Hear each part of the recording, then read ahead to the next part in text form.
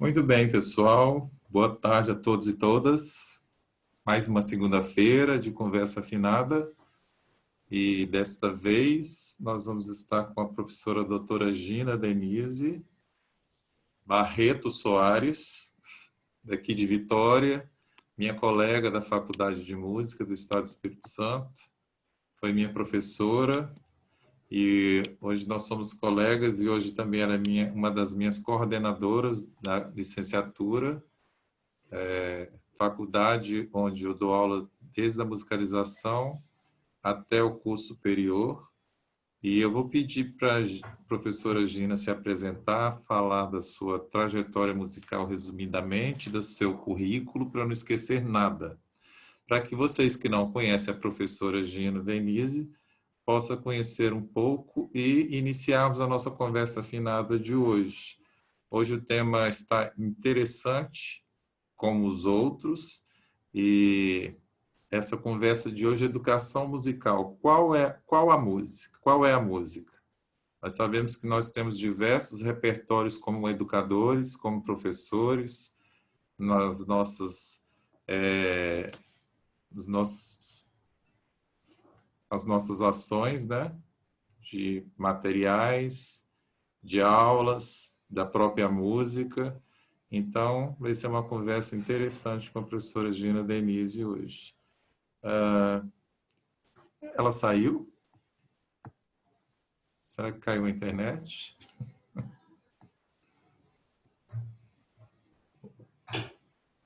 Eu acho que sim, né? Mas enquanto ela volta, hoje nós temos convidados até de outro país, que a professora Eva está conosco hoje.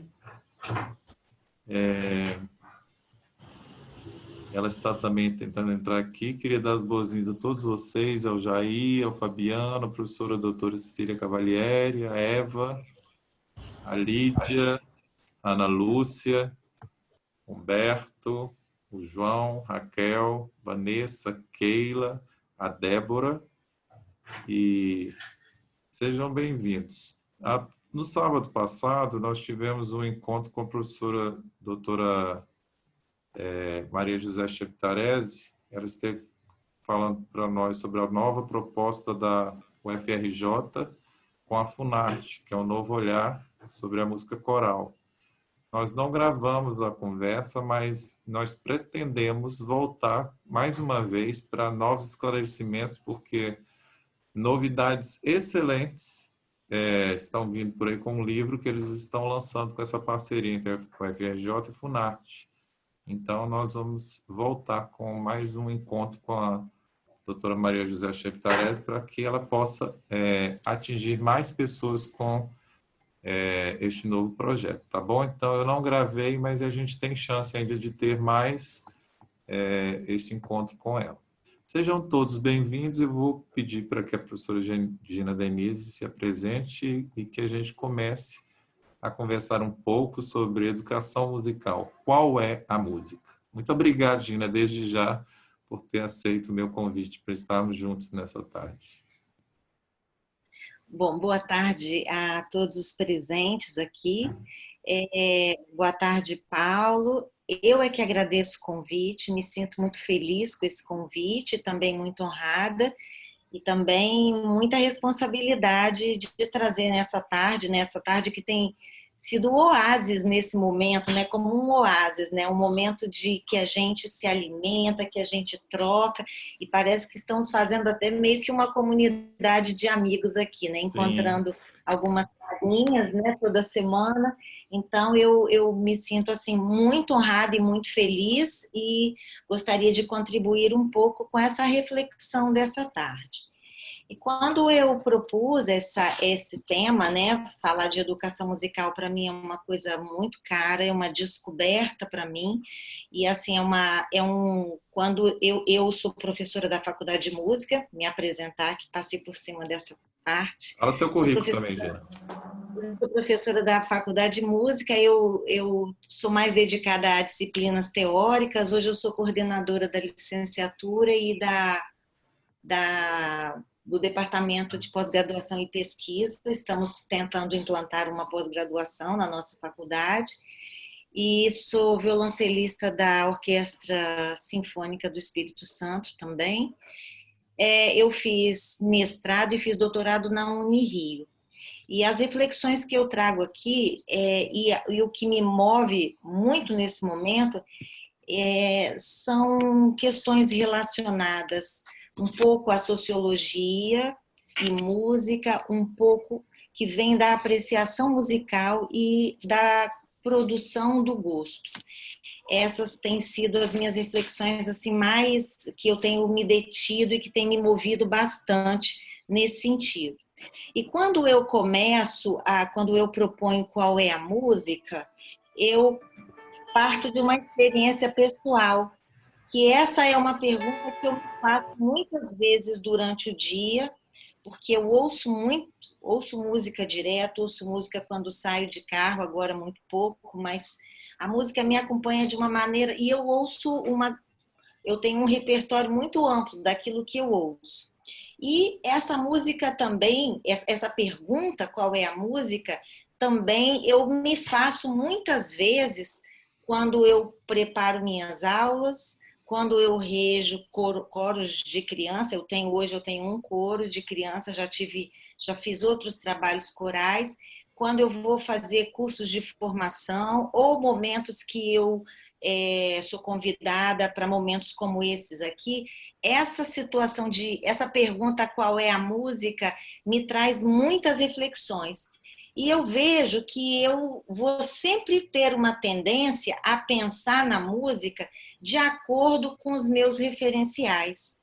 Esses referenciais que a gente vai criando desde a nossa vida intrauterina, que a gente ouve um mundo sonoro muito rico, né? Dentro já nessa fase, na nossa primeira morada física, né? Dentro do útero da nossa mãe, que a gente ouve uma gama de sons, e dentre esses sons nós encontramos a música também. E ao sermos inseridos, né, nas relações familiares e com as pessoas que cuidam da gente, a gente vai adquirindo novas referências, e antes da gente saber nomear, né, o objeto música, a gente já vive, a gente já vivencia, a gente já experimenta todas as qualidades, muitos aspectos, né? Todos até, porque nós estamos muito mais abertos, muito mais receptivos quando somos crianças, e sem aquela ideia de censura. E à medida que nós vamos crescendo, já nomeamos música, e quando a gente nomeia a música, a gente começa a reconhecer o que é música segundo esses referenciais que são criados em nós. E assim a gente vai crescendo e vai ampliando o leque desses referenciais. Eu gosto de usar um pesquisador europeu que se chama Klinkenberg. Ele se preocupa ele faz seus estudos dentro da semiologia cognitiva, e ele utiliza a palavra enciclopédias. Ele diz que a gente vai criando enciclopédias ao longo do tempo, e quando a gente vai nomear, reconhece uma música, é sempre relacionando a essa enciclopédia que nós vamos criando. E a grande notícia é que a gente pode expandir essa enciclopédia ao longo de toda a vida e estimular nossos alunos para que façam o mesmo, né? Esses itens dessa enciclopédia, eles não são exclusivos, eles comportam músicas muito diferentes, muito diversas, e eu acho que essa é a maior riqueza que a gente tem, da gente ampliar esse leque cada vez mais. E o que acontece, para mim, que é uma outra boa notícia, é que esse olhar que nós temos, que nós construímos sobre a música, é um olhar que está em vias de ser transformado, de ser modificado o tempo inteiro. E ao mesmo tempo que nós transformamos o nosso olhar, nós transformamos o objeto ao qual nós dirigimos o nosso olhar, e isso acontece em ciclos, né, numa relação dinâmica infinita praticamente, né? Então estamos sempre sujeitos a transformar o objeto segundo o nosso olhar e caminhando dessa maneira. Então, essa para mim é uma outra boa notícia.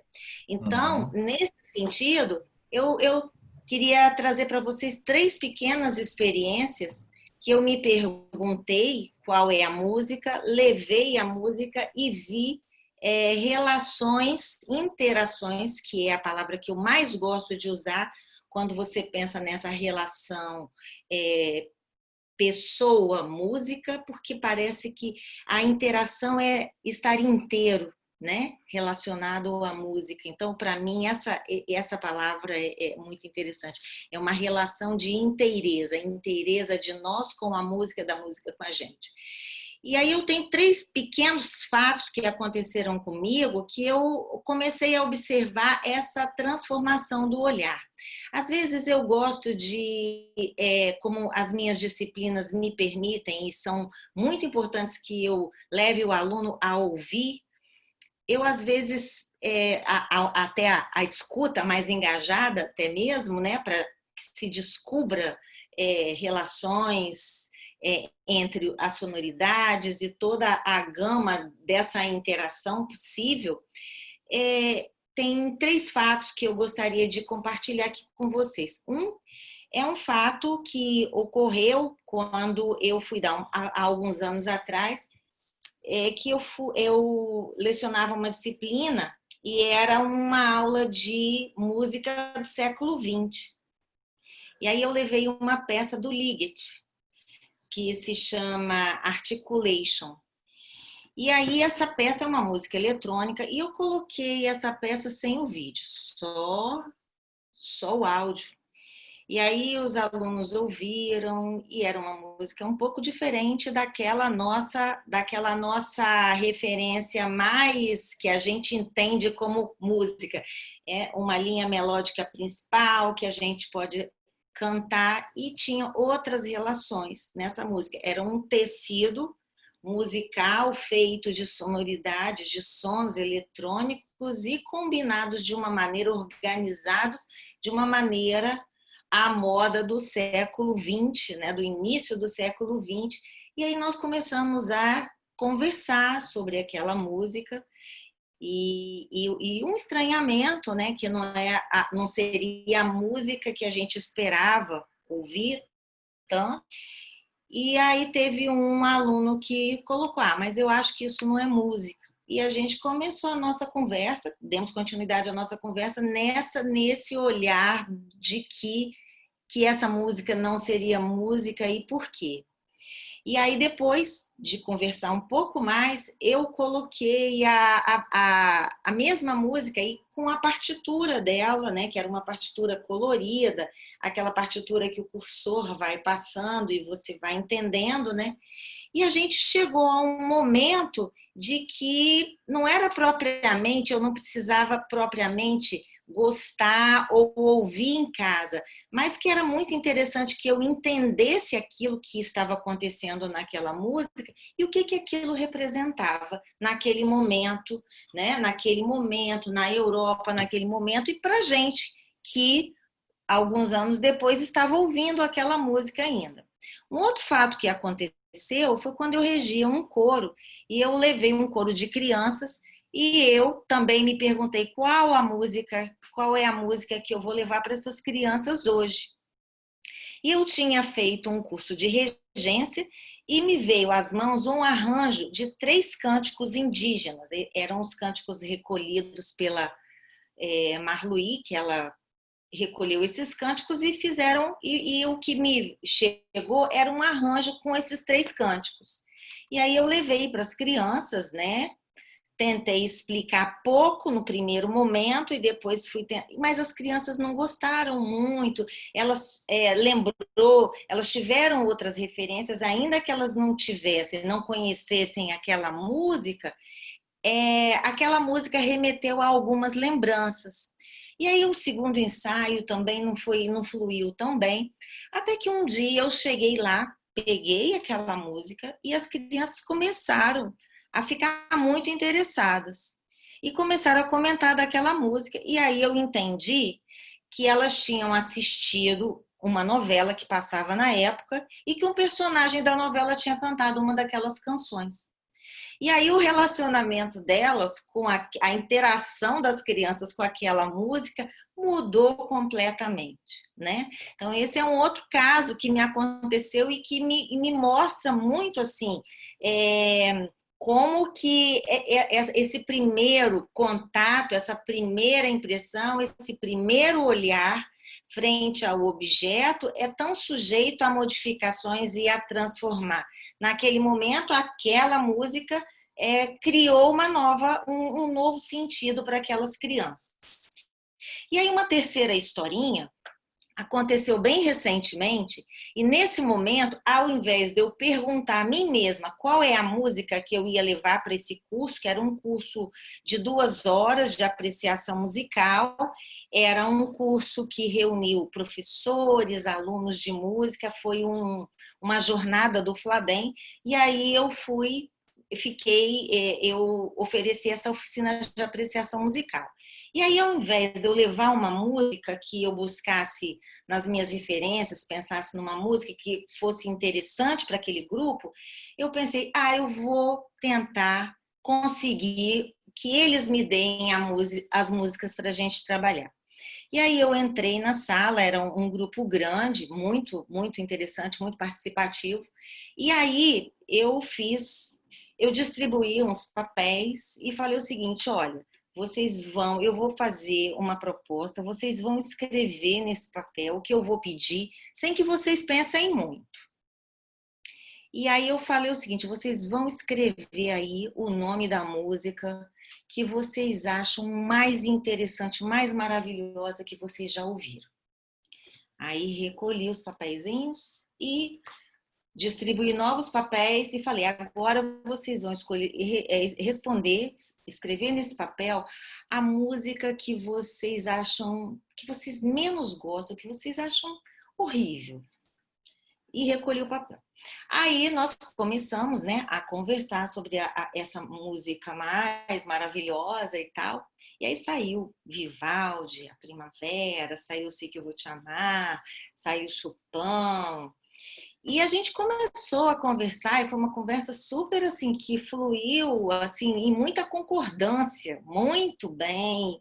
Conversamos, porque Vivaldi traz para a gente, dá uma ideia de alegria, de frescor, a gente pensa na natureza, e muitas ideias assim, né? Sempre muito, muito, sempre acrescentando. Aí chegou a hora da música, tipo assim, a música que eu menos gosto, da música que eu acho que não é boa, que é horrível. E a música que ganhou foi unanimidade. Era uma música que estava tocando no rádio na época, né? Estava ganhando as mídias, que foi a música Que Tiro Foi Esse, da Jojo Todinho. E aí eu peguei e coloquei o vídeo. Só que quando eu coloquei o vídeo, teve uma reação inesperada, porque a turma se transformou. A turma começou a se mexer, a turma começou a conversar, começou a rir, começou a conversar, e uma situação de alegria. Eu falei, gente, aí eu desliguei o computador, falei, peraí, o que está acontecendo aqui? Vocês me dizem que vocês não gostam dessa música, que essa música é uma música horrível. No entanto, vocês estão aqui se desfrutando de um jeito dessa música, tão felizes com essa música, querendo dançar. O que está acontecendo? Aí nós começamos a conversar sobre essa música, né? E aí vieram ideias muito interessantes, só que essa discussão, ela foi muito fértil e ela não não fluiu só em acordos, ela fluiu com conflitos, com pessoas colocando posicionamentos muito diferentes, né? E aí a gente começou a observar que parece que não era tanto a questão musical que incomodava, mas uma questão que vinha além da música, né? E nesses 3 exemplos, o que eu pude perceber que independente dessa ideia do quanto eu vou gostar no sentido de querer ouvir de novo, a percepção da música foi transformada. as ideias da música e nessa perspectiva do gosto musical foi transformado, do desfrutar e do entender o que estava se passando ali, né? Então a gente teve exemplos dessa diversidade do que nesses 3 exemplos e de que o que acontecia nessa relação pessoa-música, né? Então, eu há um tempo atrás, uma pesquisa que eu fiz, a minha pesquisa de doutorado, que eu pesquisei apreciação musical, eu encontrei alguns autores que eles utilizam palavras diferentes, mas em geral eles falam em 3 etapas da apreciação musical, e essas etapas, ainda que elas sejam nomeadas, elas tenham nomes diferentes, o sentido é muito parecido. Então, por exemplo, o Aaron Copland, né, ele fala de uma etapa mais sensível, que o corpo reage, depois fala de uma etapa expressiva, que é onde a música me remete aos meus sentimentos, como se eu mergulhasse em mim mesma e eu fosse levado a encontrar sentimentos por conta dessa possibilidade expressiva da música, e uma terceira etapa que seria ouvir música de uma maneira intelectual, né? Então, dessa maneira, e só que alguns aspectos ficam muito evidentes, que nem sempre esses 3 fatores estão juntos, a gente não tem uma ideia de que um acontece primeiro, depois o outro, e nem sempre os 3 acontecem. Quando eu vou escolher uma peça, por exemplo, para levar para os meus alunos, é possível que a minha ideia, a minha audição intelectual esteja muito mais presente do que todas as outras, né? Então, essas características aí é um jeito para a gente tentar compreender de uma maneira simples o que pode ser que aconteça. Só que quando a gente tem essas fases, elas podem interagir entre elas e acontecer de maneira muito diversa, né?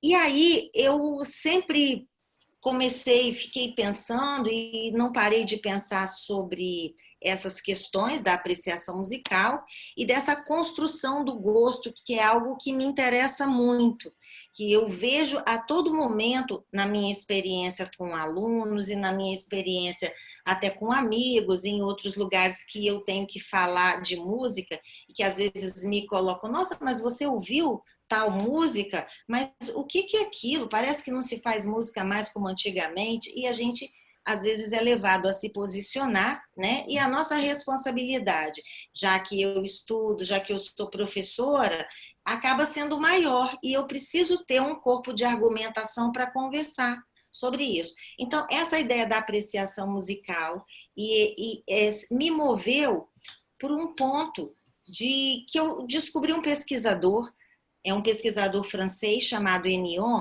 que ele tem um texto que, para mim, assim, me disse muita coisa.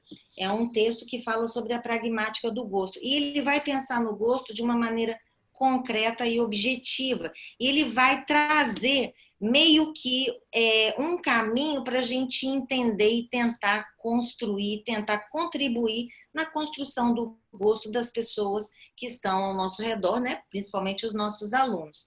E aí eu sempre penso muito nessa questão da diversidade, porque eu entendo que por meio da música a gente consegue entender a voz de quem faz a música, de quem desfruta daquela música, do grupo social para quem aquela música, para o qual aquela música é importante.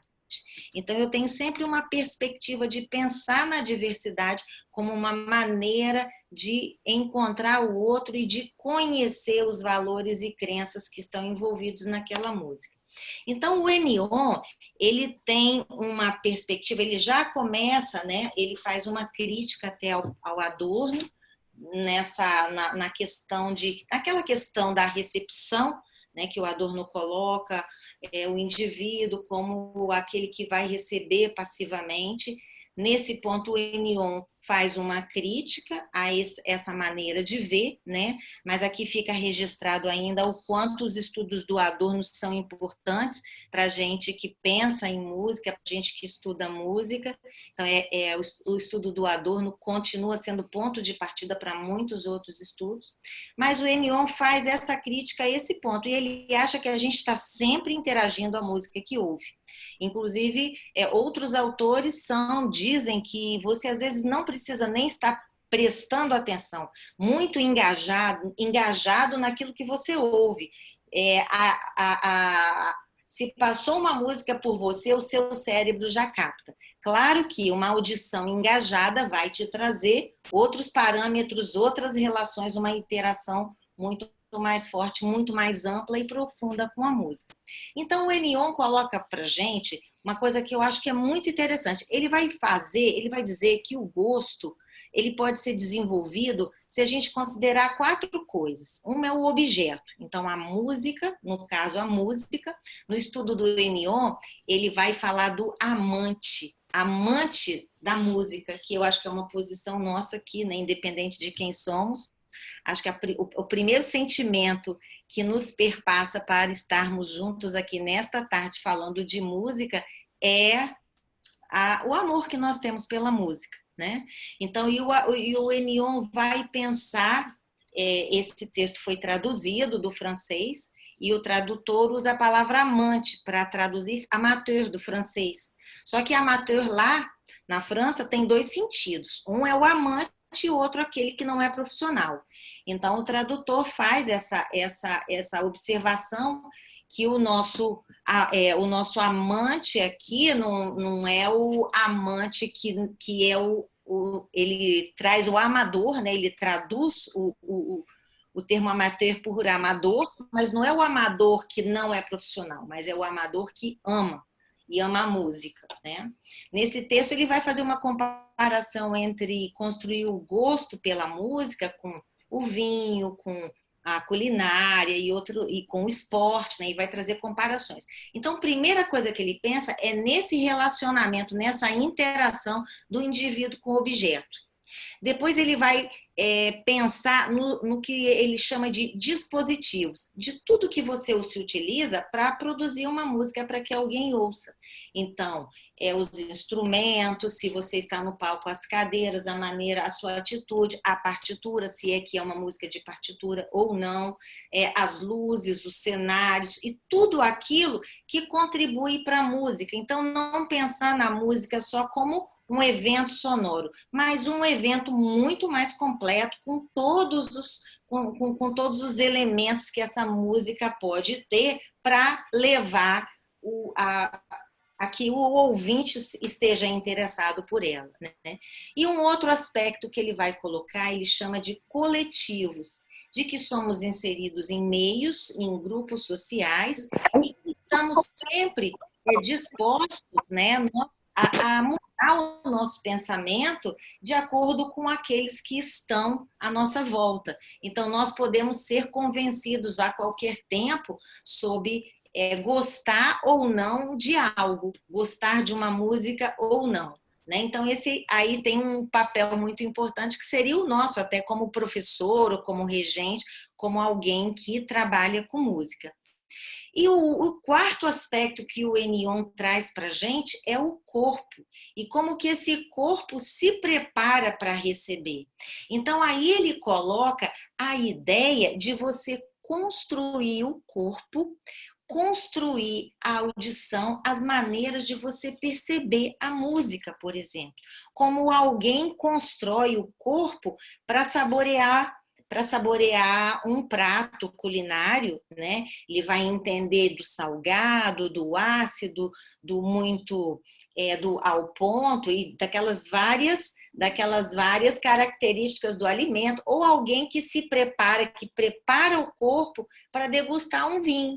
Vai entender da cor, do aroma, do sabor, se é mais frutado, se é mais amadeirado, e que tudo isso é uma preparação do corpo, assim como quando a gente ouve música. Então, é preparar o corpo para que a gente tenha percepções cada vez mais aguçadas. Então, ele retira um pouco aqui, ele coloca a situação de uma maneira que eu acho que o educador musical gosta muito, né, que é o aprendizado para que ele compreenda cada vez melhor, né? Então, nesse sentido, essa ideia da música e essa construção do gosto, e sempre perguntar qual é a música, é exatamente reconhecer essas características, reconhecer a música como um aspecto da expressividade humana importantíssimo e que nós estamos sempre em vias de conhecer cada vez mais, conhecer cada vez melhor. Né? E aí eu acho que esses aspectos, eles nos produzem, eles nos dão condições e ferramentas da gente entender melhor, inclusive aquela música que nos causa estranhamento, aquela música que a gente acha muito diferente e que é tão importante de estar presentes nas nossas aulas, por exemplo. Acho que um dos aspectos mais importantes é trazer a música de verdade para dentro da sala de aula, as músicas mais diversas possíveis, que a gente possa, por meio da música, conhecer as pessoas, entender que alguns discursos musicais nos chocam e nos deixam meio perplexos, e às vezes a gente pensa, nossa, como que essa música, algo dessa... sentimentos tão ruins ou palavreados tão chulos podem estar presentes dentro de uma música. E aí eu fico pensando que não é a música que nos choca, mas o que realmente nos choca é que aquele que fez aquela música se encontra nessa situação, que aqueles valores que ele traz para a música são os valores que ele vive no dia a dia dele, muitas vezes valores agressivos, valores violentos, crenças, hábitos, né? Hábitos muito nocivos, muito conflituosos, ambientes muito pouco favoráveis ao desenvolver da vida. Né? Então, eu acredito muito que muitas das músicas que nos chegam e que nos chocam profundamente não é a música, mas é porque a música acaba sendo voz de uma situação, de uma denúncia, de uma situação que a gente precisa, às vezes, olhar e que nos é desconfortável perceber que existem pessoas que vivem em realidades tão adversas.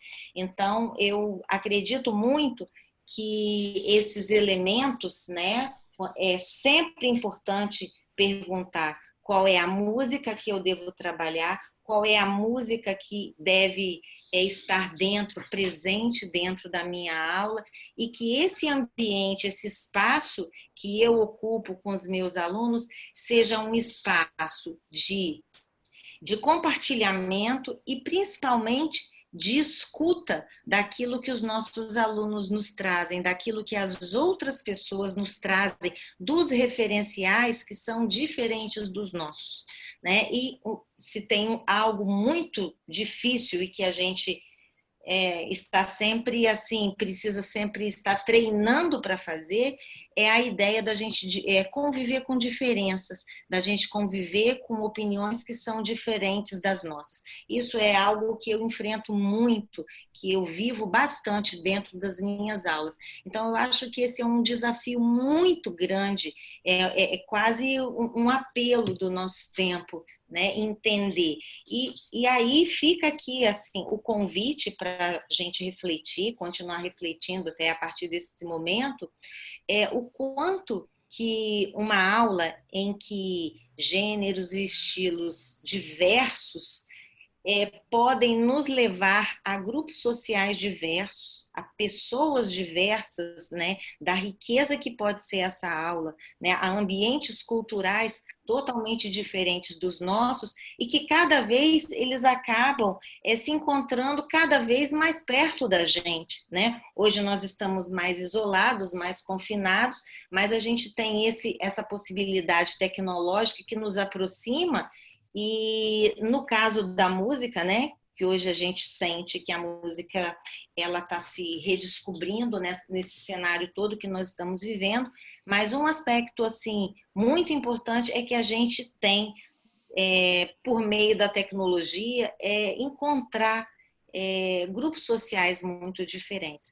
Então, na verdade, a minha fala dessa qual é a música é tentar entender a música do outro, as músicas que são diferentes e que elas vão trazer luzes para que eu entenda as músicas que eu fiz, que eu coloquei nas minhas enciclopédias, né? E que essas enciclopédias tenha sempre um espaço para colocar novas músicas.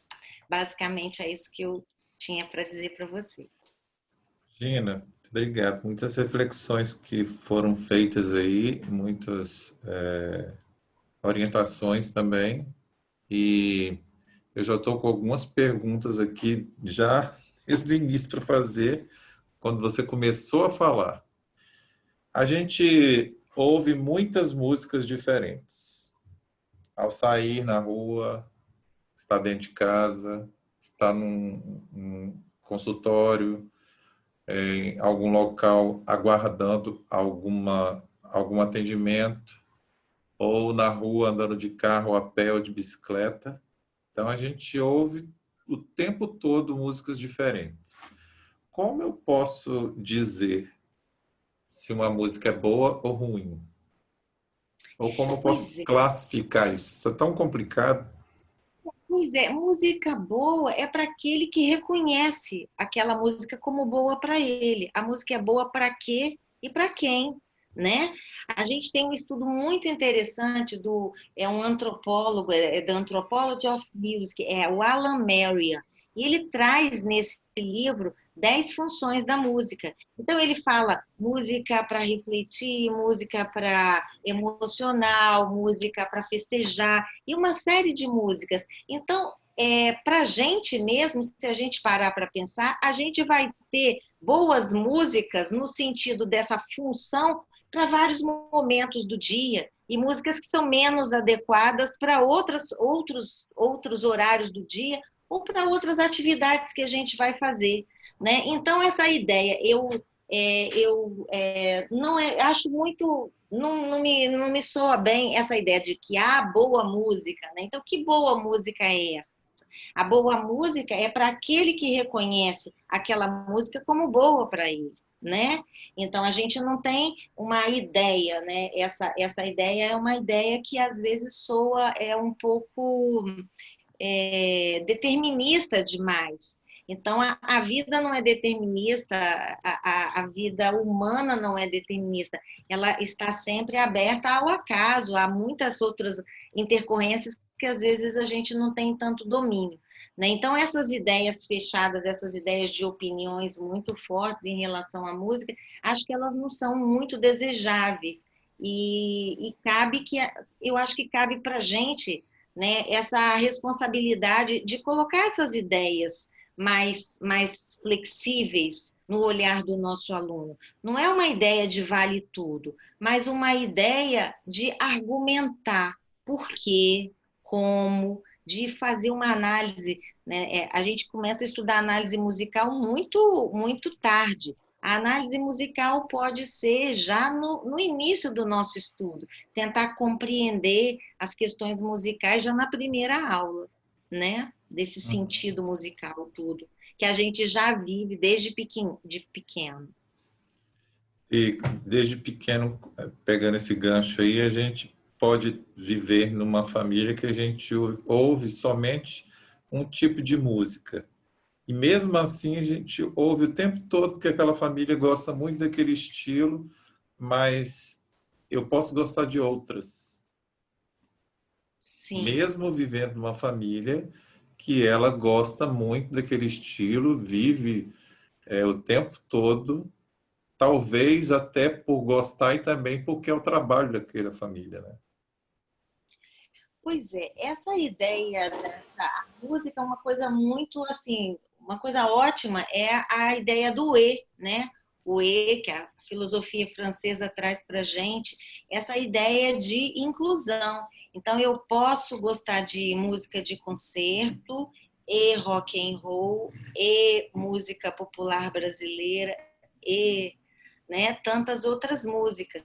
E eu acho que o fator, para mim, eu vejo como um dos fatores mais determinantes nessa questão dos estilos musicais, da gente gostar de transitar em estilos musicais, é você ter experiências positivas com diversos, conhecer de uma maneira positiva diversos gêneros musicais. Então, isso acho que é enriquecedor, né? E é possível que a gente goste mais de um do que de outro, mas a gente tem essa possibilidade de ter um leque de variedades muito grandes naquilo que a gente gosta. Então, o fato de eu gostar de um determinado estilo não impede que eu goste de outro, né? Então, é uma relação de adição aí. Ótimo. Nós sabemos que existem muitos livros que falam sobre a música universal, né? E aí, qual é a música universal? Pois é, a gente encontra muitos livros de história da música, na história da música universal. Esses livros, eles vão falar de um universo que eles consideravam a Europa Ocidental, essa música de notação escrita, uma música assim, né, que teve o seu desenvolvimento, né, que geralmente esses livros de música universal eles partem do canto-chão e chegam até o século XX. E eles tratam de um tipo de música, né? Um tipo de música. Mas esse título vem de uma época que o metro padrão musical e cultural era dado pela Europa.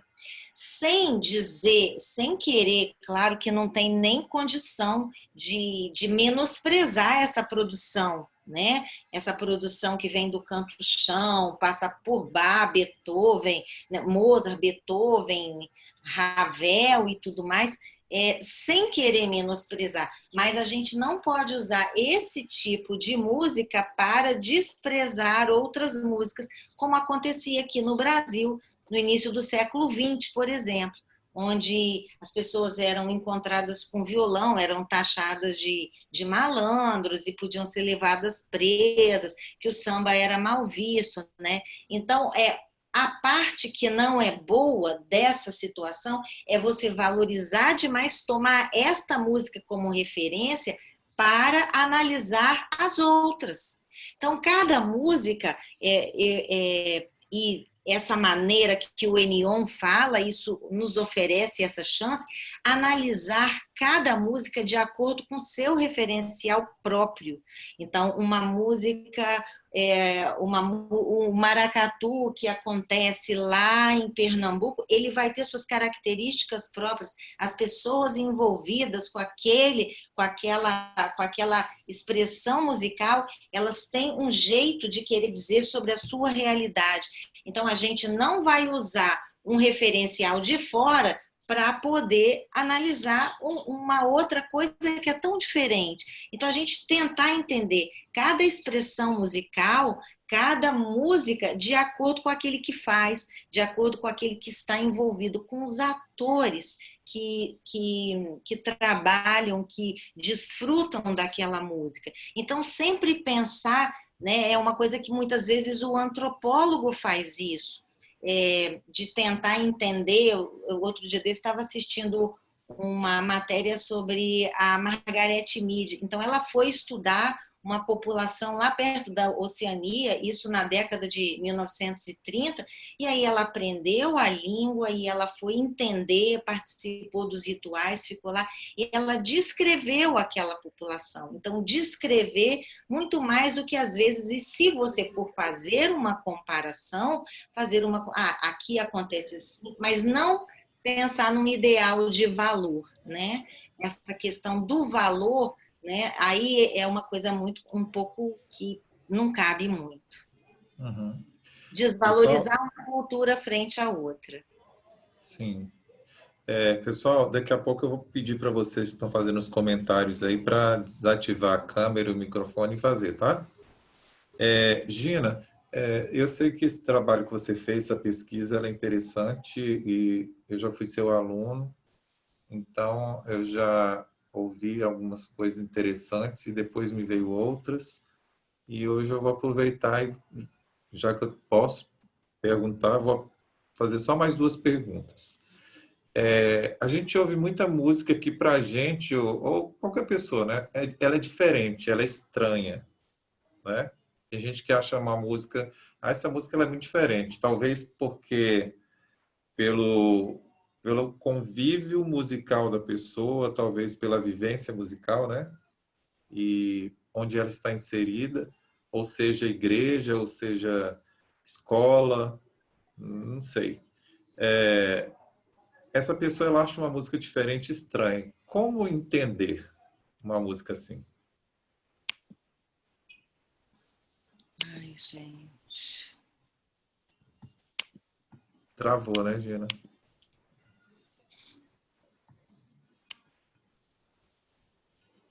Oi, Gina. Oi, chegou, voltou. Você ouviu minha pergunta? Não, só o É, finalzinho. Que eu... eu disse o seguinte: muita gente vive em ambientes que ouvem, como a gente estava conversando agora, né? Ou igreja ouve um estilo só de música, ou um padrão, entre aspas, né? E quando começam a ouvir uma música que não está acostumada, possa achar diferente aquela música estranha, né? Até pelo convívio, a vivência musical, a criação, e ela acha estranha ou diferente. Como entender uma música assim? Pois é, a primeira coisa que eu acho que é fundamental para a gente é tentar sair, se afastar um pouco das nossas referências e entender aquela música um pouco, tentar entender o olhar de quem faz aquela música, o olhar de quem desfruta daquela música, de onde vem, né? O que está envolvido, qual o significado daquela música para aquela população onde ela é desfrutada. Então, eu acho que tentar entender, claro, que tem uma distância nisso tudo, mas tentar entender, aí é ouvir o lugar do outro, né? Então, é tentar ouvir quem faz aquela música que é estranha para mim e que é um sentimento legítimo estranhar uma música que é diferente para mim, né? É tão legítimo, mas é legítimo, mas ele tem que estar sempre imbuído de uma coisa chamada respeito. E esse respeito vai construir o meu olhar para que eu ouça do outro o que ele tem, o que ele tem para dizer através daquela música, por meio daquela música. Para mim, basicamente, é isso.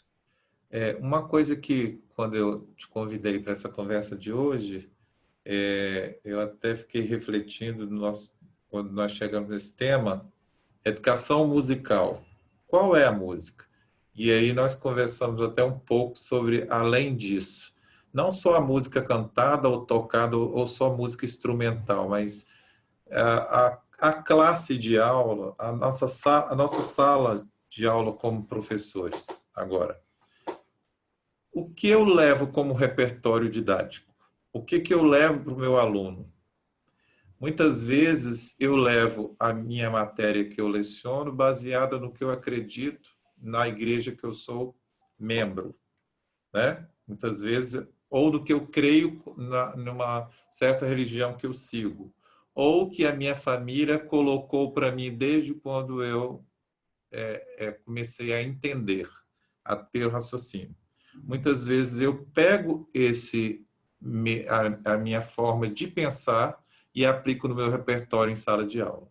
O que você comenta sobre isso? Olha, eu acho que ser quem somos sempre vai estar presente nas nossas opções. Quando eu monto um programa para uma turma, por exemplo, uma disciplina, eu sempre fico pensando, nossa, esse texto aqui, e eu tive assim experiências muito boas de textos que foram luzes para mim. Há pouco tempo, a última aula que eu dei foi até um presente, né? O último momento, a última aula que eu dei para uma turma de música e sociologia, antes da gente parar na pandemia, foi um verdadeiro presente para mim.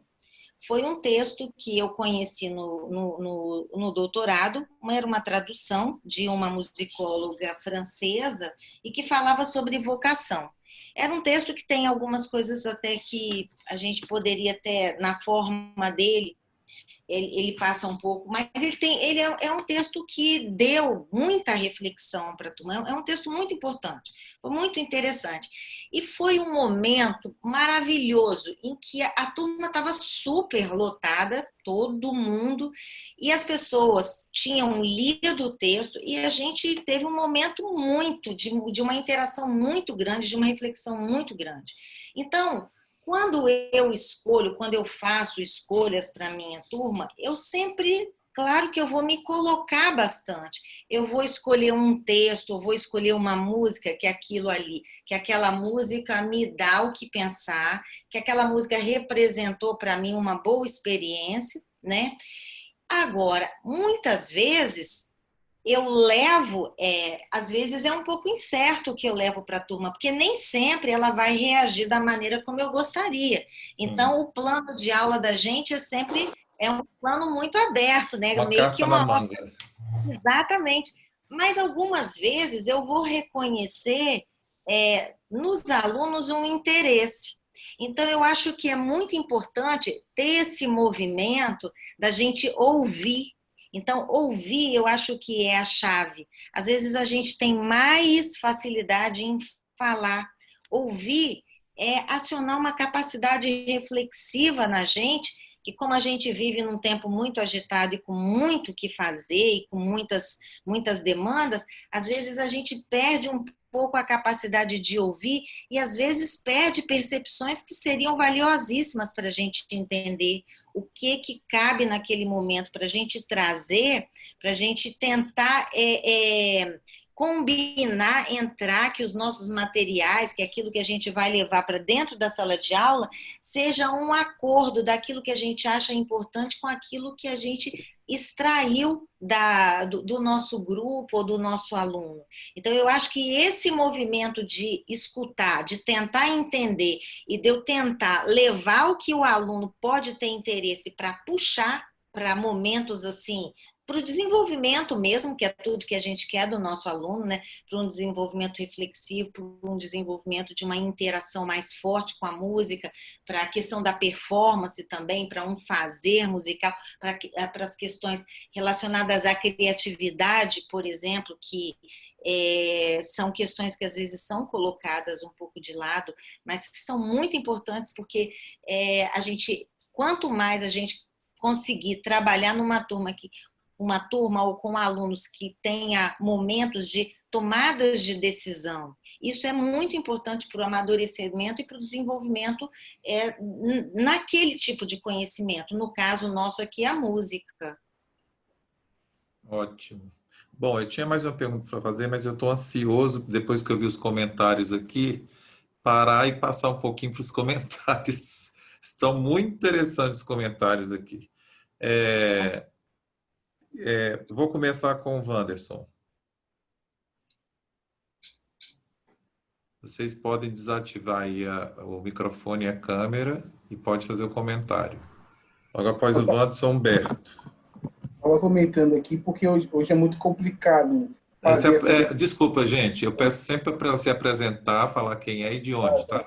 Eu sou o Anderson Costa, sou membro da Primeira Igreja Batista em Santo Quatro, Vila Velha, no Espírito Santo. Meu vizinho aqui, né? Coordeno o projeto Noite de Esperança, que é um juntamento de corais de diversas igrejas. Sim. O ano passado nós tivemos, além de igrejas batistas, coros presbiterianos e também de outras igrejas evangélicas. Também, assim, coristas não cristãos protestantes, mas também trabalho em coros de melhor idade e coros comunitários. Legal. Veja bem, eu estava falando aqui que é difícil a gente entender. Nós temos nossos choques, né? Porque nós acabamos crescendo e desenvolvendo nosso gosto musical. E, lógico, a gente define o nosso padrão de qualidade da música. E quando a gente se depara com algum tipo de canção que é produzida ainda mais hoje que nós vemos aí com a chegada da tecnologia para o lado do funk, tem aquelas pessoas que são apaixonadas por funk e a gente vê cada coisa aí que para nós é horripilante, né? Imagina você estar no meio de uma festa só de família, famílias conservadoras, de repente alguém solta uma canção lá que fala de coisas muito obscenas, ou então eu cheguei a produzir várias pessoas que vieram procurar na época que estava trabalhando no estúdio, vários artistas que eles tocam nos teclados de acompanhamento e estavam gravando seus discos. Porém, não tinham um preparo, não tinham conhecimento técnico musical, não tinham preparo vocal, não cantavam corretamente, então e também às vezes não falavam corretamente, escreviam letras piores ainda. Mas como eles aprendiam pelo ouvido, pelo instinto, as mudanças ali, então eles iam desenvolvendo seus arranjos, seus trejeitos lá, e algumas dessas canções acabam pegando por aí afora. Assim como a gente brincou aqui com Caneta Azul e outras canções. Então, realmente a gente vive em conflitos constantes. O que levar para as nossas aulas? O que levar para os coralistas? Né? Tem a questão do nosso gosto? Tem. Nós, como musicistas, precisamos ouvir de tudo, até mesmo dessas canções que nos chocam, né? A gente precisa ouvir de tudo para também facilitar o aprendizado e a análise dessas pessoas que não têm a percepção que nós temos hoje. Por isso eu penso que nós precisamos ser bem ecléticos, mas que nós vivemos em choques constantes, vivemos. Certo. Eu acho que essa situação que você falou é real, né? É real, isso vai existir, esses conflitos vão existir, e você, como regente, você acaba sendo também responsável por levar mais conhecimento, você é daquele que vai poder convencer seu coral de novas músicas, que eles conheçam novas músicas também. Algumas vão fazer parte do seu repertório, sim, que você chegou a elas, e você vai compartilhar com esses alunos, com seus coralistas, né? Então, essa ideia do conflito, ele vai existir, e a gente vai ter coisas assim, pessoas mais preparadas para fazer música, outras que ainda precisam se preparar muito mais, né? E a gente está num tempo que é possível gravar de uma maneira muito fácil e divulgar também, né? Então a gente tem muita coisa acontecendo e assim eu acho que a gente pode entender um pouco o que está acontecendo, ter um olhar assim compreensivo do que se passa, né? E a gente também levar e fazer propostas que sejam gratificantes, que levem as pessoas a uma compreensão maior. Acho que a gente não pode ter, assim, tem que conversar a respeito de todas essas músicas de uma maneira sempre muito respeitosa, porque se a gente às vezes acaba criando muito conflito, a gente cria outras dificuldades também, né? Então, eu acho que sempre o diálogo aberto, a questão do acordo, é sempre o melhor caminho. E a gente, assim, tipo, como você que é o regente, você tem conhecimento de um repertório mais amplo, cabe a você também fazer propostas e levar mais conhecimento, né? A gente falava num sábado aqui, a Zezé falava da questão do coro, que ela gosta que cante músicas diferentes, que cante músicas folclóricas, que cante diversas línguas, e que ela vai querer que o coro dela cante música popular, mas ela não quer só música popular, porque ela entende que outras músicas vão ajudar a ter um preparo da sonoridade do coro. Então, a gente lida com esse monte, essa diversidade de coisas que para a gente administrar tudo isso, né? Então, acho que assim a apreciação é algo que nos facilita e nos favorece a conhecer muita coisa. Quando a gente passa para a performance, a nossa a gente já diminui a quantidade, porque a gente leva mais tempo para produzir performances do que para apreciar, né? A gente passa, às vezes, muitos meses para aprontar uma determinada peça, até que ela fique boa. Mas eu acho que quanto mais o repertório for variado, né, que você tenha clareza, que você coloque, e eu acho que sempre todo essa ideia da música, uma aluna minha uma vez falou, num desses momentos de apreciação, falou dessas músicas mais sérias, né, dessa música que tem um palavreado mais chulo, digamos assim. Ela falou, eles querem me agredir. Não, eu falei, eles não querem te agredir, é porque isso é do dia a dia. Então, eles não têm esses valores que você tem. Essas pessoas têm outros, né?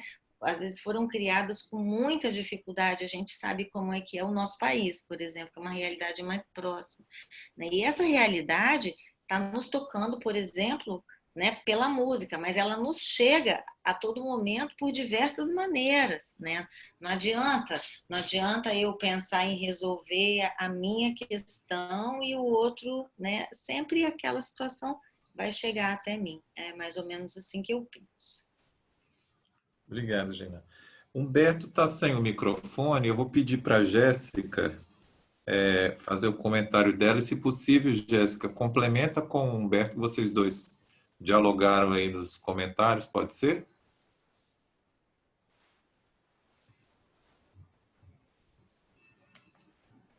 Jéssica? Não, né? Então vamos passar para a Denise.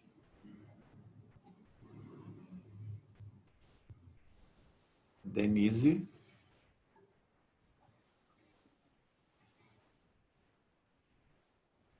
O pessoal tira a câmera, dá uma saída aí. Fabiano, você. Pois não. Pode fazer seu comentário. Eu estou super de acordo com a Gina. Assim, na minha trajetória eu tive três experiências, na verdade, né, muito marcantes, assim.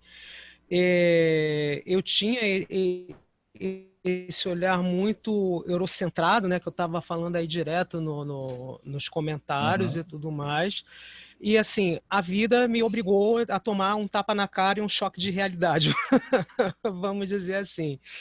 Porque eu comecei trabalhando como professor na comunidade da Rocinha, e aí eu chegava, né, com todo aquele ideal que a gente vem da licenciatura e do canto orfeônico e daquele monte de coisa, e que tem seu valor, né?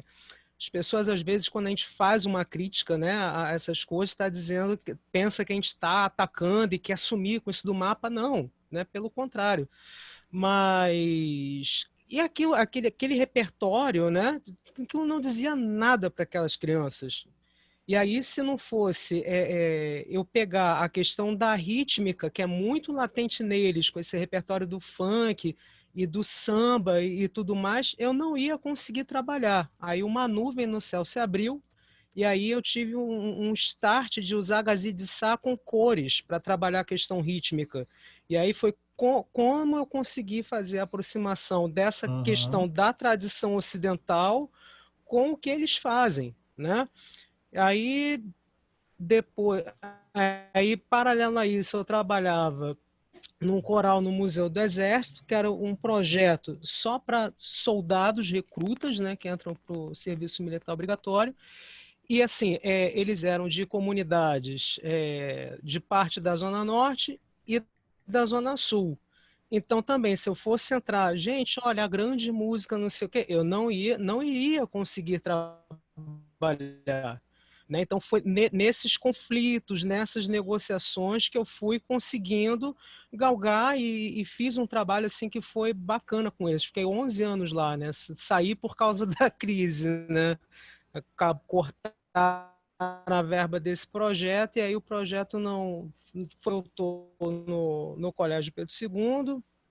O campus que eu estou é o campus Realengo, né, que é Zona Oeste, periferia da cidade, e lá eu tive duas realidades assim bem interessantes, né, porque quando eu trabalhava com o Fundamental 2, sexto, sétimo ano, e às vezes oitavo, né? Tinha ano que eu trabalhava com oitavo, tinha ano que não. Tinha essa coisa desses conflitos, dessas negociações, e muitas vezes eu tinha que fazer um esforço para mostrar para eles que, olha, isso aqui que é europeu e não sei o quê, bababá, que está nos livros, mas olha como é que isso conversa com essa realidade, né? Seja da forma da música, ou é porque uma música que é feita para ser fácil de memorizar por conta da tradição oral, né? E essa história toda. E depois, quando eu fui para o curso técnico, né, aí eu tenho uma implicância, assim, uma implicância de brincadeira, né, que eu faço com os meninos, porque é curso técnico de música e está todo mundo meio tarado, assim, de estudar teoria e escutar Beethoven, Mozart, não sei o que. Falei, cara, vocês não estão fazendo técnico em mediunidade. É legal vocês ouvirem os grandes mestres do passado que já morreram, mas ouve quem está vivo, para vocês saberem a música do tempo de vocês. E como é que a música do tempo de vocês se relaciona com essa música do passado, né? Uma vez eu dei uma aula sobre empréstimo modal, que eu trouxe Maiara e Maraísa, trouxe Elton John e um outro compositor, né, outro grupo desses brasileiros bem popularizando, assim, e chocou a turma, porque eles estavam esperando o Tom Jobim, estavam esperando esse... Ah, professor, mas esse tem pesquisa em casa, mas isso aqui é para mostrar que o que vocês ouvem no rádio e que vocês fazem esse juízo de valor, que não é bom porque é comercial, não sei o quê, tem as mesmas coisas que lá os grandes mestres usam e vocês estão achando que é ruim porque acham que não tem isso ou não tem aquilo, que essa música de valor, né, supostamente tem. Então, não é bem assim, né? Vamos devagar com andor, porque o santo é de barro. É isso. Sim, eu acho que essa visão integradora, ela é muito importante, né? Essa visão de você tentar trabalhar o máximo que você tem, e ainda mais numa determinada idade que você pode trazer um pensamento reflexivo de tentar entender e colocar coisas diferentes para dialogar.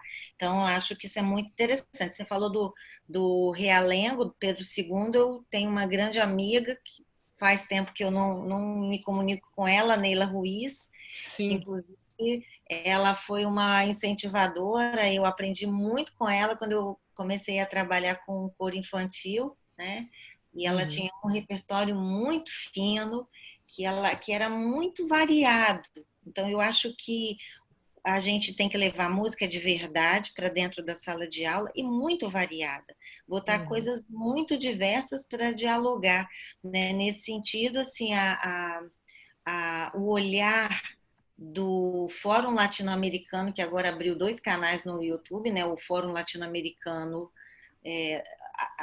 e o Fladem Brasil, agora estão com canais no YouTube, eles têm, assim, algumas conferências muito interessantes, e é um jeito da gente conhecer a música, por exemplo, latino-americana também, que a gente conhece pouco e está tão perto da gente, né? Então, nesse sentido, essa pesquisa de repertório e essas articulações que a gente pode fazer em coisas diferentes, né? Ah, ok, é comercial, mas eu uso. Então, eu preciso ter um olhar crítico também, né? Não um olhar crítico de desprezo, e desprezo aqui não cabe em nada, mas um olhar que compreenda, que tenha, já que música é feita por seres humanos, então se eu desprezo a produção, vou desprezar quem está ali por trás também, né? Então ter uma perspectiva de respeito com todas as músicas. Paulo, se você me permite uma parte, Gina, eu gostei muito quando você falou da questão da agressão, né? Porque acho que também cabe uma outra reflexão, né? Assim, eles estão me agredindo, né? Mas o que nós, quanto sociedade, né? E aí no sentido mais amplo, não apenas no cultural, né? A gente não agride esse pessoal o tempo inteiro, né? Então, assim, a gente quer que essa música desses caras, né? Ou dessas mulheres, expressem um mundo de Alice que para eles não existe. Né? Eu mesmo, quando dava aula no morro, 4 vezes eu tive que me jogar e jogar a turma inteira no chão, porque a polícia subiu, começou a trocar tiro com a bandidagem. Vai querer que essa turma fale de flores? Não vai falar. Eles vão falar de tiro, porrada e bomba, porque essa é a realidade deles. E é isso que a sociedade, infelizmente, coloca para eles, né? Eu lembrei de uma piada aqui, mas não vou falar não. Pega mal para mim. Tá certo. Eu ia falar assim, você podia colocar a música assim, de tanto levar. Mas é... Como falar de algo que eu não conheço, algo que eu não vivo, não é meu, né? Uhum. Obrigado, Fabiano. Nada, Paulo, valeu. Humberto, eu pedi para ele, que ele está sem microfone, para ele me mandar um WhatsApp, porque ele tem um comentário. Vamos ver se eu consigo aqui, dá para vocês ouvirem. Olá. Olá. Dá para ouvir, gente? Dá. Fala, Humberto. Olha que maravilha. A tecnologia nos salvando nessas últimas horas, né? Todo mundo está ouvindo? Pode falar, Humberto. Então, meu comentário é o seguinte. Eu sou de São Paulo, capital. Trabalhava na periferia, na região de Interlagos, Grajaú. Sim. E nessa periferia, o que acontecia? Quando eu fui colocado dentro de um... Alguém já deve ter ouvido falar dos céus que são construídos em São Paulo. E eu fui colocado como professor de canto na periferia. E os alunos, eles vinham com tudo. Por exemplo, o funk, o rap, o reggae, o axé, que estava muito forte na época. E eu, como professor de canto, tinha vindo de uma escola bem... Sabe aquelas escolas que colocam você como a música é a letra, é a melodia, é a junção disso. E quando você pega esse lixo que a gente considera, né, a gente fica meio impactado. Então eu fiz a seguinte colocação com eles. Ok, eu aceito que eles eram obrigados a fazer a minha aula. Era período integral, era das 9 da manhã às 17 horas. Então a minha colocação foi a seguinte: vamos negociar. Eu deixo vocês escolherem uma música e eu coloco 2. E assim foi. No início, a gente nem falava muito sobre letra, mas eu comecei a mostrar para eles Djavan, eu comecei a mostrar para eles Ivan Lins, e eu fazia Djavan, eu fazia Ivan Lins com batidas eletrônicas, com rap, com funk americano, e eles dançavam. Então, quando chegou o dia da nossa apresentação, eu falei assim, nada daqueles corais tradicionais. Eu quero vocês bem maloqueiro mesmo, bem favela. Sabe por quê? Porque é assim que é a sua comunidade. Tinha dias que eu podia dar aula, tinha dia que o tráfico da região não me deixava entrar. Tinha dia que tinha que pedir autorização. Então, essa apresentação lotou esse espaço do céu. E quando eles viram a gente com o boné para trás, com aquelas roupas, aquelas calças folgadas, os pais olharam e fizeram assim, como assim? Eu mando meus filhos para cá para eles fazerem uma apresentação assim? Então, eu me envolvi de uma forma que eu não tirei eles do mundo deles e fui inserindo a letra, a melodia, com o que eles estavam acostumados a ouvir em casa. No terceiro, quarto, quinto mês, a gente começou a cantar e cantou uníssono durante uns 6 meses. Depois eu consegui abrir a segunda voz, coloquei a terceira. E aí já não era só cantar por cantar. A letra fazia toda diferente para eles. E quando eles não entendiam, por exemplo, um dia, uma aluna chegou e falou assim, Humberto, me explica essa letra aqui, Açaí do Djavan. Eu falei, então, esse foi um dia que o Djavan ele não estava bem. Porque se você não está entendendo, nem eu. É uma confusão de pensamentos, de ideias. Mas a gente se divertia com isso. Por quê? Porque eu consegui colocar a sementinha dentro deles. Sim. De curiosidade pelo que eles estavam ouvindo. Antigamente, eles só escutavam música. A partir daquela sementinha colocada do tipo, eu aceito a tua e você aceita 2 minhas. Eles começaram a entender que música não é só batida. Tem uma letra, tem uma história por trás, tem Toquinho, tem Djavan, tem Tom Jobim, tem Milton, tem Clube da Esquina. E aí muito deles hoje são alunos de grandes faculdades estudando música. Por quê? Porque um dia alguém foi lá na periferia e não fez assim, ó, isso não presta.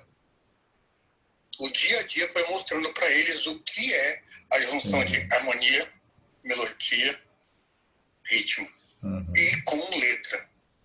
Desculpe se eu falei demais, mas agradeço a vocês. Imagina, obrigado. Valeu. Humberto, Gina. Você vê que experiência bonita, né? Que experiência. Porque o que mais importa, né? O que mais importa em tudo que a gente faz, em todas as nossas ações educativas, é a pessoa. Né? A pessoa e a pessoa se encontrar e a pessoa... a gente oferecer momentos que a pessoa seja feliz, que ela consiga transcender um pouco daquela realidade. E a música tem um pouco disso também, da gente tocar outras situações também, sair um pouco daquela nossa, né? E aí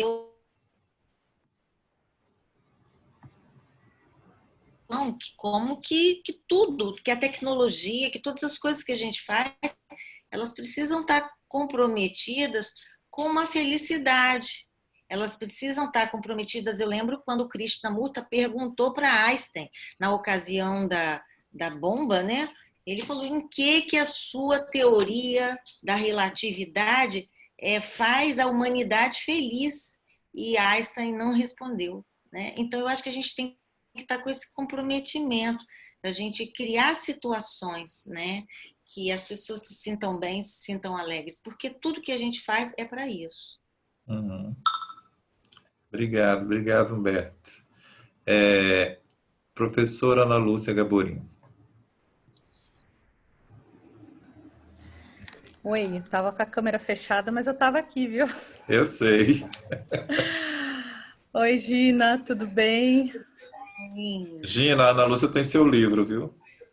Eu li o livro, usei muito na minha tese, por sinal, muito interessante a abordagem dela, né? A proposta ecológica do canto coral. Na verdade, eu comprei o livro porque eu fiquei muito curiosa, né? Falei, o que será uma proposta ecológica para o canto coral? Né? Mas na época do doutorado também, né? Estava buscando referências, né, na área do coro infantil juvenil e foi muito interessante, né? Usei várias citações da Gina. Meu trabalho foi também digamos, uma inspiração, né? Porque logo depois eu comecei o trabalho com psil aqui, então contribuiu muito com o meu trabalho. Não, meu comentário lá no chat foi assim, né? Eu fico um pouco incomodada, fiquei um pouco incomodada com a colocação do Fabiano, né? Porque a gente tem, assim, a gente ouve muitas vezes as pessoas falando que a universidade, que a academia é eurocêntrica, né? Eu entendo que tenha muitos professores que tenham essa visão muito fechada, né? Mas a gente tem que tomar cuidado com generalizações, né? E a gente também tem que entender o lugar, né, da onde a gente precisa investigar, da onde a gente precisa pesquisar, da onde a gente precisa ir, tanto nas origens do conhecimento, né, que é a universidade, é o lugar da universidade, quanto saber onde a gente pode chegar, né?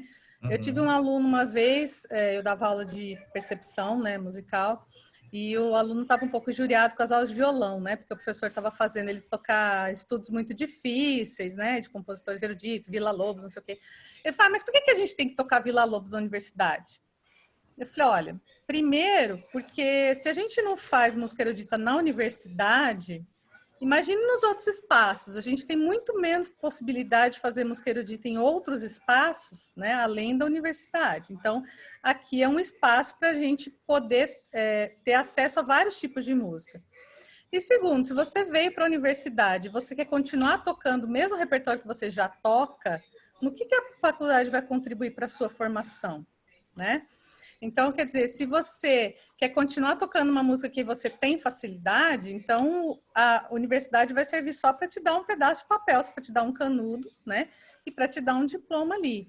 Então, eu acredito que a universidade precise dar uma formação geral, né? Eu já dei aula de prática de ensino, atualmente não estou com essa disciplina, mas eu sempre procurava também incentivar os alunos a conhecerem, né, as coisas. Por exemplo, eu tenho 3 filhos, né? Então, eu sempre estou por dentro do que está acontecendo, dos desenhos que eles assistem, das músicas que eles estão ouvindo. Então, a gente precisa também estar inteirado no mundo ao redor para a gente saber o que motiva, né? O que, que as crianças gostam de ouvir, o que, que elas gostam de cantar, como elas pensam música, né? Então, sempre incentivei os meus alunos da licenciatura a buscarem conhecer o contexto, né? O contexto onde a gente onde a gente trabalha, né? Onde a gente se situa. Mas, ao mesmo tempo, eu sempre incentivo a ir além, né? Ok, vocês querem cantar essa música que vocês já cantam no rádio, mas e como a gente pode melhorar isso? Como é que a gente pode enriquecer isso? Vamos fazer um arranjo, vamos fazer uma segunda voz, né? Mesmo com as crianças que eu trabalho no Psil, né? Eles mesmos dão ideias de arranjo, né? Por exemplo, vamos fazer assim, aqui a gente responde dessa maneira, né? E eles fazem isso porque eles tiveram ferramentas. Então, acho que esse é o processo, né? A gente saber ter ouvidos para entender o que está acontecendo, para assimilar o que está acontecendo e, ao mesmo tempo, a gente ter ferramentas intelectuais para trabalhar com aquilo, né? Então, não e essas ferramentas intelectuais a gente tem que procurar num repertório que vai além disso, né? Então, eu acho que a gente tem que ser aberto, como a Gina falou, né? Como a gente já ouviu várias vezes, acho que a gente tem que ter essa abertura para, né, vários tipos de música, né? E, ao mesmo tempo, a gente ter essas ferramentas para trabalhar com isso. Uhum. Essa questão, assim, eu acho que a gente acaba tocando numa situação que chama equilíbrio, né? Essa ideia de você equilibrar todas essas ideias, né? De você, por exemplo, a minha prática, né, é bem música erudita, essa coisa da orquestra, que eu gosto muito, né? O meu doutorado eu fiz um concerto didático da orquestra, que eu fui tentar entender os significados da orquestra, aí toquei na apreciação, né, para aquelas crianças que assistiam, e aí a gente tentar, assim, porque acaba que é preciso que a gente se valorize dentro daquele lugar que a gente está, né? E aí as crianças dos bairros periféricos, da periferia e tudo mais, e que a gente também se sinta legitimado a frequentar outros ambientes. Eu lembro que aqui em Vitória tinha um compositor que ele andou pelo Rio um tempo também. Depois ele ficou aqui, o Jaceguai Lins. Então, ele foi um tempo, ele regeu a orquestra, foi maestro um tempo, ele fez uma junção de música erudita com o Congo, que nós temos aqui no estado, e ele falava uma coisa muito interessante. Na época que ele regeu, era uma dificuldade ainda, essa coisa de público para a orquestra, parece que a gente tem que trabalhar o tempo todo, e nosso público está sendo muito de projetos sociais, que a gente tem percebido, né? Muito jovem, muitos de projetos sociais. E ele falava como que as portas lá do teatro, daqui de Vitória, que ele não é tão grande, mas tem uns brasões assim dourados do Carlos Gomes. Então eu lembro muito dele falando para mim, imagina como esses brasões devem intimidar as pessoas a entrar nos teatros, né? Então eu acho que a gente tem que proporcionar esses movimentos, buscar esse equilíbrio, que todas as músicas são de todos, da gente entender, compreender, fazer esses movimentos. Eu acho que é um desafio enorme, né? E aí fica aquela ideia, porque às vezes eu tenho uma prática melhor num tipo de música, mas aí eu acho que assim, eu acho que a apreciação ela ainda não é valorizada na sua medida, porque a apreciação é onde a gente reconhece o que é música e é o que nos motiva a estudar música. É alguém que você viu tocando um violoncelo e você ficou curiosa para tocar violoncelo ou outras coisas, né? E aí você vai para a performance ou vai para a composição e tudo aquilo que você faz nesses dois fazeres vai retornar para que alguém aprecie. Então, a apreciação, a mim, me parece tipo assim, ponto de partida e chegada da própria música, né? Então, às vezes a gente não dá conta de propor tantos gêneros diferentes para o nosso grupo musical, para o nosso aluno, às vezes a gente vai ter, sim, uma limitação e a gente até precisa reconhecer. Aí vamos, às vezes, pedir a ajuda de um colega para vir ensaiar uma coisa para a gente, para dar uma dica ou fazer um ensaio para a gente entender alguma coisa, né, como as coisas passam. E, claro, a gente vai trabalhar, e que bom que a gente tenha esses limites, que nos coloca para pensar, nos coloca assim, com possibilidade de querer superar alguns, e esse aqui ainda não. E eu tenho essa apreciação, que é uma maneira de eu trabalhar com músicas diferentes, colocar muita coisa variada para dialogar e de conhecer o diferente, respeitar, compreendendo. Né? Respeitar compreendendo. Não é um vale tudo, mas é uma análise sempre honesta, justa e tentando equilibrar todas essas coisas. Mas eu acho que é por aí, a gente se encontrar. E tem também, claro, que a gente tem que tomar muito cuidado com as unilateralidades. Eu lembro, você falando, eu lembrei de uma frase do Mário de Andrade, que queria o nacionalismo, né? E que fez muito, né, por essa coisa. E ele dizia que o Brasil sem a Europa seria uma assombração ameríndia, né? Então, guardando as diversas proporções, né, a gente, assim, tentar entender todas essas coisas e ver, assim, fazer as leituras, ouvir o nosso grupo, né? O que cabe a cada momento, né? E entender que às vezes tem os exageros e a gente buscar esse caminho do meio, né? Esse caminho do meio para a gente trilhar e colocar, vir com os nossos alunos juntos, né? Para que a nossa voz se projete. Mais ou menos isso. Eu acho que é por aí mesmo. Em cima do que você falou, né, nessa questão da apreciação, eu tenho reparado que cada vez menos as pessoas param para ouvir música, né?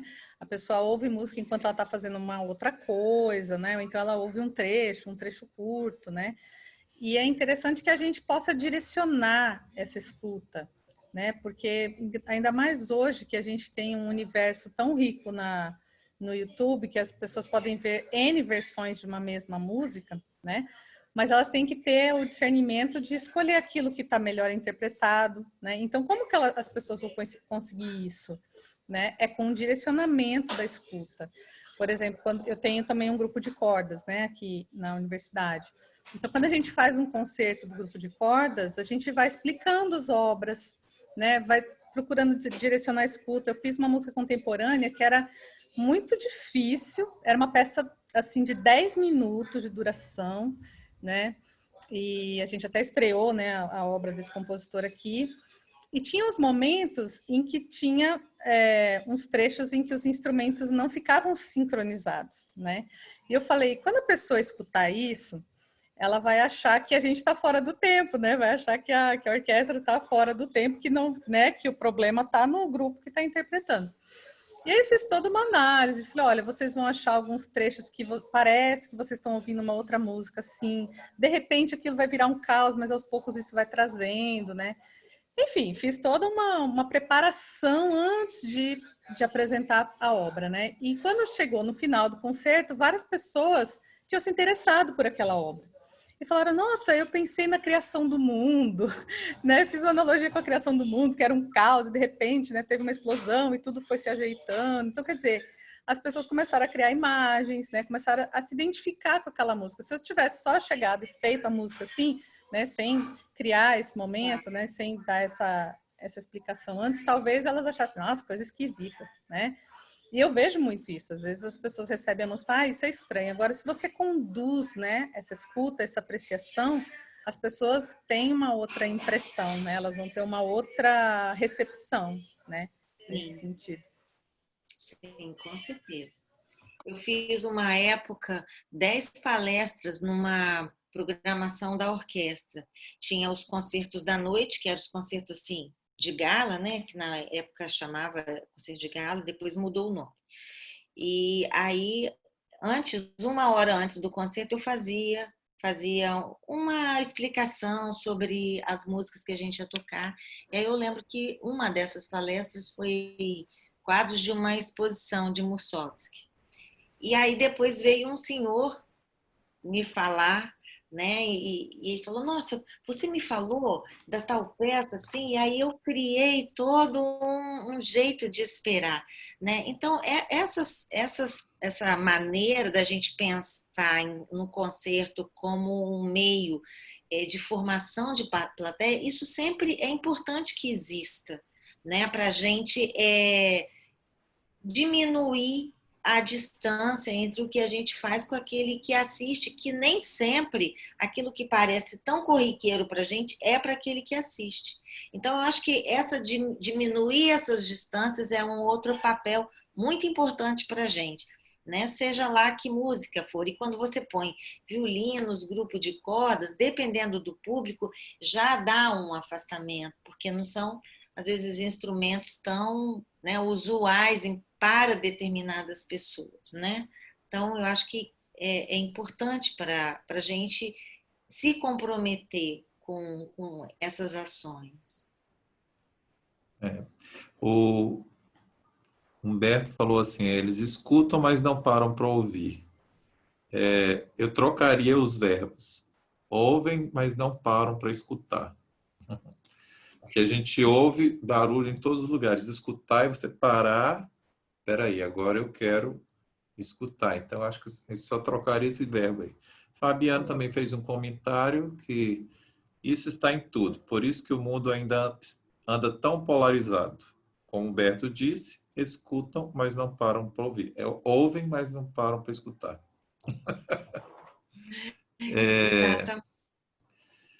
Muito bem. A última colocação. Minha querida amiga Marisa Piragipe. Pode falar. Estou achando maravilhoso esse encontro. Obrigada por ter convidado. Achei a exposição sensacional. E a comparação que você fez com o vinho, eu assisti esses dias uma nutricionista, a doutora Grafanassi, falando que entre 1 ano e 2 de idade, a gente tem que apresentar para a criança os alimentos até 15 vezes para ele dizer se gosta ou não. Então, assim, desenvolver o gosto não é só o primeiro contato. E nós, regentes, maestros, educadores, nós somos agentes de transformação. E achei sensacional a sua comparação com o vinho, porque a gente vai desenvolver várias linhas melódicas, várias harmonizações mais complexas. E isso não pode ser de cara, porque realmente você não vai dar para uma criança de 1 ano, né, entender uma harmonização de um jazz. Ele vai ouvir, mas entender ele vai ser depois. E o que eu achei bacana também é que, às vezes, o aluno ou o indivíduo que diz que não gosta de um gênero, ele não teve oportunidade, nem social, nem econômica, nem de ouvir outras coisas. Então, se eu só tomo sorvete de morango, como é que eu vou dizer se eu gosto ou não de cupuaçu? Então, um desenvolvimento que cabe a nós, educadores, construir. Achei maravilhoso essa comparação com o vinho. Nós temos que construir o gosto, e não é do dia para a noite, né? A gente tem que respeitar muito as realidades, mas ir apresentando esses sabores. E só para finalizar, eu acho que foi Ferreira Goulart que falou que a arte é necessária porque a vida não basta. Então, aqueles que têm a vida dura, a gente pode mudar a realidade através da música. Sim, sim. Obrigado, Larissa. Concordo completamente. É muito importante. E aí você falando dessa questão da criança, né, que ela pode não captar toda a complexidade, mas que ela pode ouvir. Eu lembrei aqui de um estudo do Bourdieu sobre a frequência nos museus franceses, e que ele foi entender quem eram os pais que levavam as crianças pequenas para os museus. Então, não era a ideia do quanto elas entendiam aquelas obras de arte que elas viam, mas era o hábito de ir ao museu. Isso já abria a perspectiva para futuramente elas irem compreendendo, né? Então, às vezes, esse contato insistente, mas que seja prazeroso, né? Que faça sentido, porque, né, você vai levar a criança no museu, vai ser uma questão de um passeio, vai ser numa perspectiva de um passeio, da companhia dos pais, que isso seja uma experiência agradável. Então, se você consegue colocar essas coisas na vida das pessoas e sendo assim, trazendo um ambiente positivo, trazendo uma prática positiva, né? A ideia, por exemplo, nós temos os concertos para as famílias, que as crianças vão e elas falam, e tem às vezes um momento que sobe no palco e aquela festa. Então, fazer esses encontros serem positivos. Então, a gente pode abrir perspectivas para que no futuro essas coisas sejam mais entendidas e signifiquem motivações mesmo para as pessoas, né? Então, acho que é por aí mesmo. Ok. Muito bem, gente. Eu estou caminhando para encerrarmos essa conversa de hoje à tarde, mas quem ficou até o final hoje vai ter surpresa. Quem teve que sair vai perder. Gina vai me matar, mas eu vou fazer. Eu vou sortear um livro da Gina doado por ela. Ela não sabe disso, tá? Hoje, para quem ficou até o final. Pode, Gina? Claro, pode 3. 3? Olha, então você vai falar 3 números agora.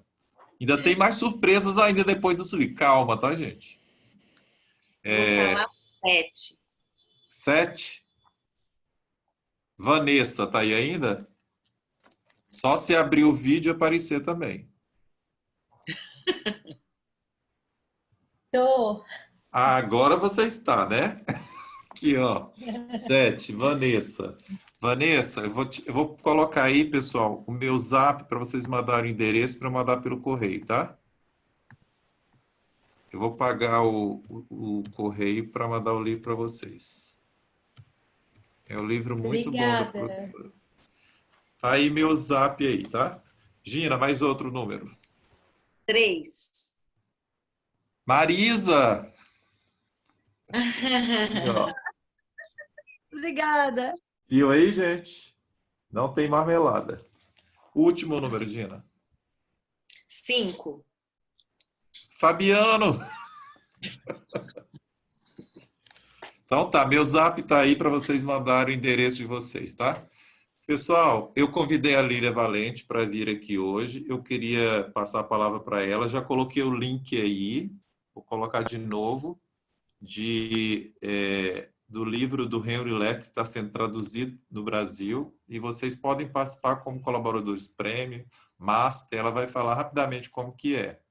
Queria agradecer, antes dela desabilitar o microfone dela, a presença dos amigos até agora, da professora Maria José, que está aí, da professora doutora Eva, que está lá em Israel. Olha que privilégio, nós tivemos a professora doutora Eva, que veio aqui no Espírito Santo dar um curso aqui numa semana de pesquisa, trabalhou com curumins, ela mora em Israel, ela está conosco agora, lá em Israel já está tarde da noite agora, mas ela ficou até o final com a gente. Todos vocês ficaram até agora. Marisa que fez a pergunta agora, ela é médica lá no Mackenzie, ela é professora de música, pianista, regente, educadora musical. Fabiano, Lília, Maria José, Wanderson, Lídia, Godal, Humberto, Vanessa, Rosalia, Denilson, João, Jéssica, Denise. E mais uma vez, Gina, obrigado. Vamos ouvir agora legal sobre o livro do Henry Leck, para quem já ouviu falar do Henry Leck. Boa tarde para vocês, tudo bom? Parabéns, Paulo, parabéns, Gina, pela fala, foi muito interessante, valeu a pena. Então, gente, esse livro está traduzido para o português, do maestro Henry Leck, que já esteve aqui no Brasil inúmeras vezes, inclusive para o Gran Finale Festival, onde ele regeu e deu workshops e tudo, né? Ele tem um projeto com mais de 5.000 crianças atualmente lá em Indianápolis, nos Estados Unidos, e assim, toda a experiência dele está nesse livro, são 9 capítulos, muito interessantes, tem um capítulo imenso sobre técnica vocal, sobre administração, sobre... fala um pouco do Dow Close, fala do Kodai. E a gente está fazendo a pré-venda, uma campanha de financiamento coletivo para que a gente possa imprimir esse material, né?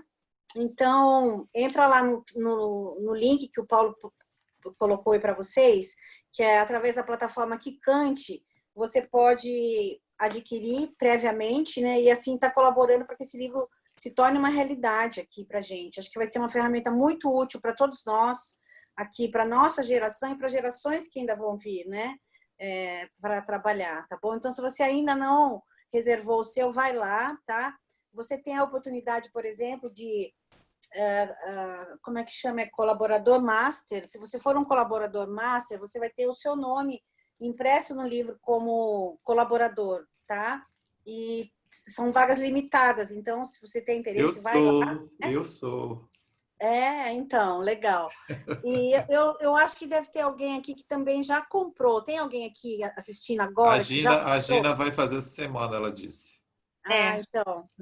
Não tem ninguém agora, já nesse momento, né? Que eu acho que o José falou que ia fazer também, Zezé. Ela tá aí. Ô, Zezé, você tá aí? Oi, Zezé. Tá, ela tava eu tô sim, só não posso aparecer, que eu estou inaparecível. Não, fala uma coisa para mim. O que te motivou a comprar o livro? Que eu sei que você já comprou. Conta pra gente. Porque rapidinho. o livro é uma referência, né? Dentro da música de coro infantil. Então, é um material que eu já tenho usado muito, mas sempre uso em inglês. E vai ser interessante para poder... Eu oriento alunos de mestrado, de doutorado, e esse livro também vai ser importante para eles, né? E estar em português vai facilitar muito. Então, por isso, eu fiz questão de adquirir. É isso. Obrigada, Marizé, valeu.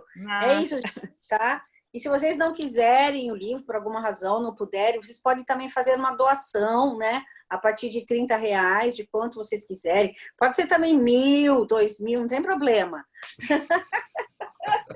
Né?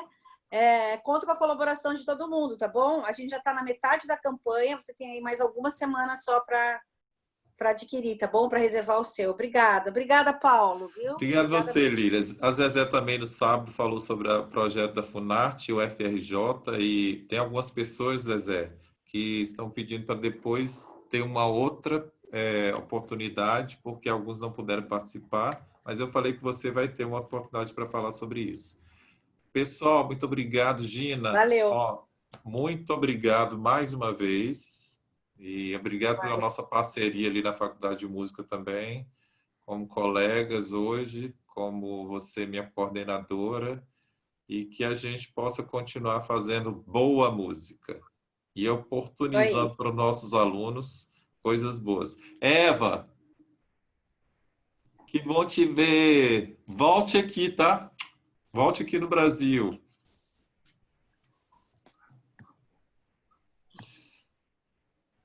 Oi, peraí, Eva, que eu vou tirar seu microfone. Habilitar seu microfone.